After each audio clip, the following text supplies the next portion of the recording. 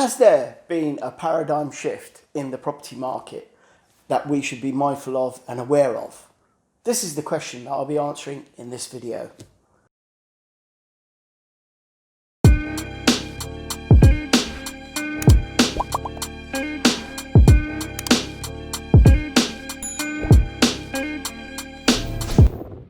Hi everyone, welcome back to Infinity Wealth. Dr. Marttand Patel here.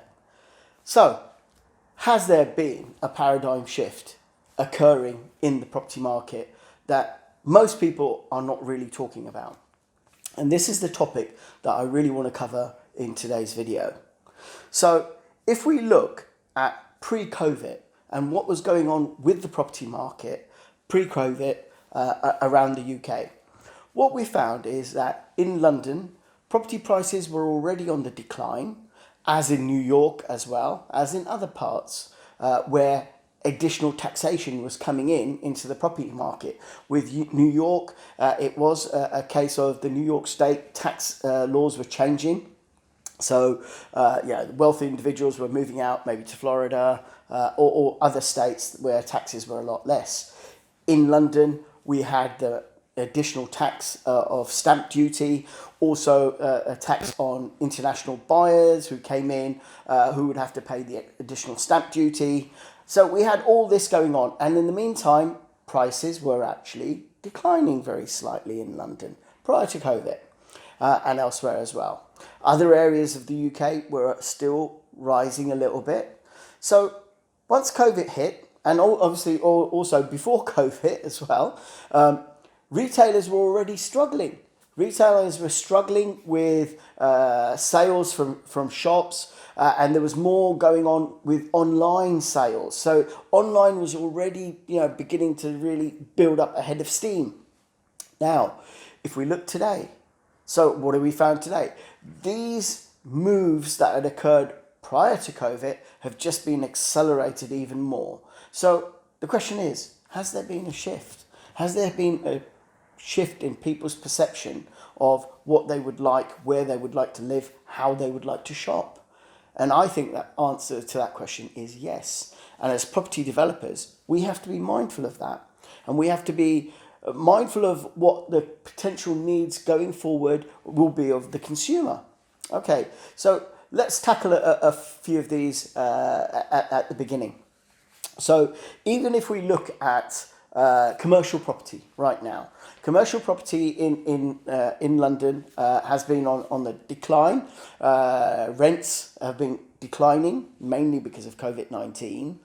They were also declining prior to COVID-19, as I said. A lot of the retailers were asking landlords for bigger reductions because their sales weren't meeting the targets. Now we've seen consumers seem to have switched on to moving to online. So that's created a lot of demand for larger warehousing. So if you drive along to some of the motorways, like the M1, you'll see large sheds, basically not sheds, but warehouses being developed for distribution. So distribution, warehousing, and distribution storage is becoming a larger factor than perhaps office space in central London. This is something that you have to be mindful of. The other thing that was occurring as well due to COVID is obviously people weren't able to go out and shop and do their usual. They were buying more goods online. The other thing that they were finding was they were requiring bigger space as far as living accommodation was concerned. So what COVID has done is actually ask people the question, hey, what happens in this big city when there's nothing below and there's nowhere to go at the moment? Do I really want to stay here? The other thing was, now also companies are allowing their workforce to actually work from home. And since they're able to work from home, they don't necessarily need to be in central London or in tighter areas where densely populated. They can actually go out to further afield. And this is what we're finding right now. Right now, what we're finding is central London prices, residential, are still declining. Rents are declining in London. Yes, you heard it right. Rents are declining in London. London is not the only large city where this phenomenon is happening. If you look at New York, The same thing is happening in New York.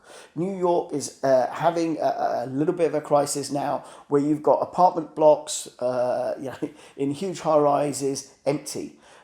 Rents not being able to be achieved because people are moving out to suburban areas. So in London, they're moving out around the London basin. Anything within transport, close links to London, these prices have actually increased during COVID-19 because buyers are going out of central London to other areas where they've got more space, more parks. So this is something that we have to be mindful of.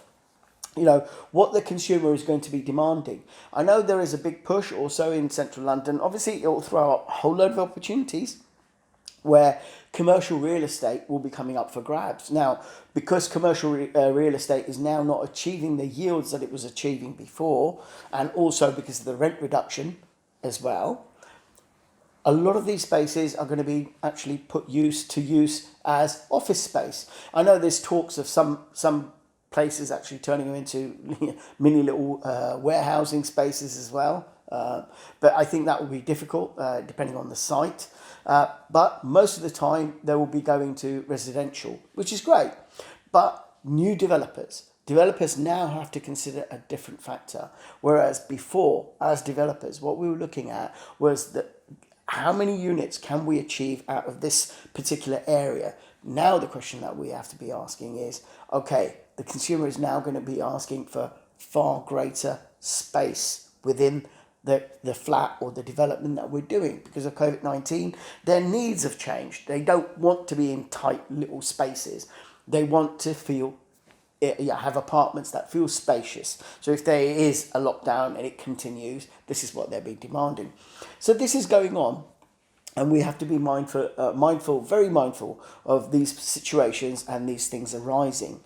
Okay, the next thing is, if we look at what actually drives property prices, have you ever asked yourself that question?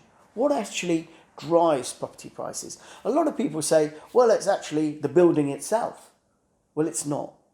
What actually drives property prices is the land value. You can have one brick, which will cost you the same in London or in the southeast as it will in other parts of the country. It might be a small difference, but generally most of the retail prices are similar. So the labour cost is slightly less as you move out of London because of London weighting, right? But the main factor driving house prices is land prices. And that's what you have to look at. What are land prices doing? When land prices are on the decline, it's going to mean that property prices are dropping. So if you looked at the last recession, you would have noticed house builders offloading a lot of land, basically, because land prices were dropping. House builder share prices, if you've looked recently, they're dropping. So we've seen an inverse correlation here of house prices actually increasing in certain areas, but the prices of these house builders, which looks forward, are actually falling. Why are they falling? Because people know that house prices are expected to actually come down, maybe a correction of 10%. No one knows, right? But this is the main reason why, and it's a fair pre-run to what potentially could happen. I'm not saying it's going to happen, but I'm saying it's potentially could happen, and we have to be mindful of that. So if land prices are affecting property prices, it's really the location as well. So what we have to look for is areas where it's easy commuting into central London, because people now, because of COVID-19, also don't need to be in central London and in offices, because they're able to work through internet from their homes, or we're able to work from home. So now what they're looking for is obviously larger areas. They're looking for, if they need to go into the office, is it a quick, easy link into the office, right? Am I getting a larger garden? And is there a nice area around that I can do walks on? These are the factors that are driving things now. That's not to say maybe that will carry on, but there certainly seems to be a shift in that pattern at the moment.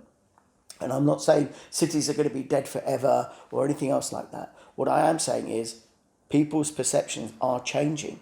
Now, How long they'll remain in this situation, no one knows. But it's brought to light to most people because of lockdown. Hey, I don't actually necessarily like living here. This is what's happening. So some people are moving out, which has forced prices around the suburbs to escalate. So don't take my word for it. If you go to New York and you look at New Jersey and areas around there, you'll find that prices in central New York have been falling, but in the suburban areas they've been rising because people are moving out.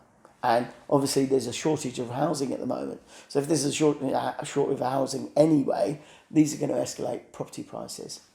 So I hope you found that useful, because I feel it's a topic that needs to be covered, that we have to be aware of and understand what is going on. And as future goes, where are we going to invest?